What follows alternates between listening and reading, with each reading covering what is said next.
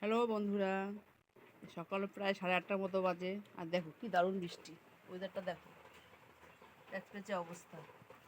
এই দেখো, আজকে এই বৃষ্টির দিনে ঘুগনি করেছি।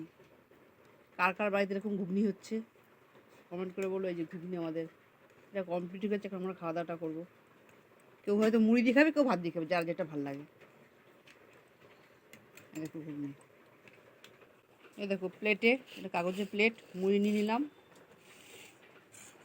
আর সকালে খাওয়াটা বিশাল হবে। আর নিয়ে নিচ্ছি ঘুগনি, সেই খাবার সেই।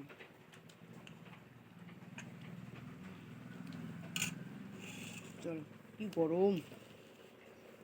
চলো এখন মুড়ি ঘুগনিটা খাওয়া যাক। এই যে বাবা,